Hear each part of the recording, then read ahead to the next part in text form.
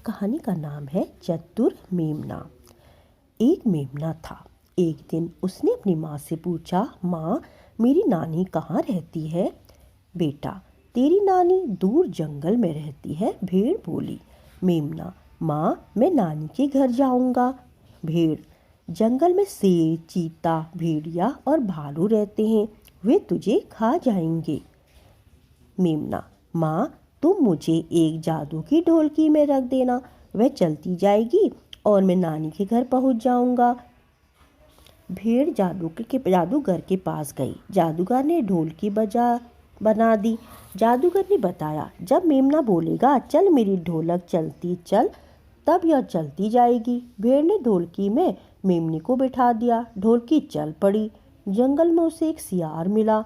उसने पूछा, अरे ढोलकी वाले तू कौन है? मेमना बोला, मैं मेमना हूँ। सियार बोला, मुझे भूख लगी है, मैं तुझे खाऊंगा। मेमना बोला, अभी मैं छोटा हूँ, नानी के घर जाता हूँ, मोटा होकर आता हूँ, तब तुम मुझे खाना। सियार बोला, तू मोटा होकर जल्दी आना, मैं तभी तुझे खाऊंगा। मेमने ने ढोलकी से कहा, चल मेरी ढोलक चलती चल। ढोलकी फिर चल पड़ी। रास्ते में मेमने को भेड़िया, भालू, चीता, बाघ और शेर मिले। सभी ने उसे खाना चाहते थे। मेमने ने सभी से यही कहा, नानी के घर जाता हूँ, मोटा होकर आता हूँ, फिर तुम मुझे खाना।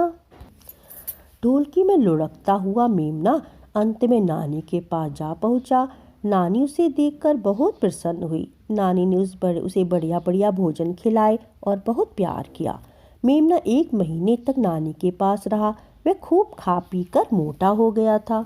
मेमने ने नानी से कहा, नानी जी अब मुझे माँ के पास भेज दो। नानी ने ढोलकी पर जादू का एक डंडा लगवा दिया। उसने मेमने से कहा, जब कोई जानवर तुम्हें खाने के लिए आए तो बोलना, बज मेरे डंडे बजता चल, लगता चल, चलता चल। यह डंडा शत्रु को मार भगाएगा।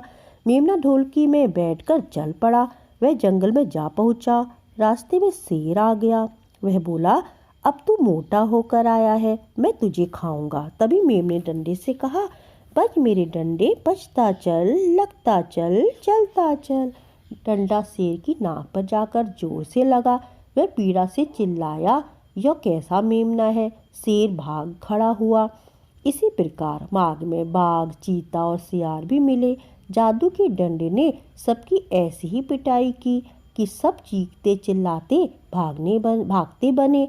बहादुर और चतुर मेमना सब संकटों का सामना करते हुए माँ के पास पहुँच गया।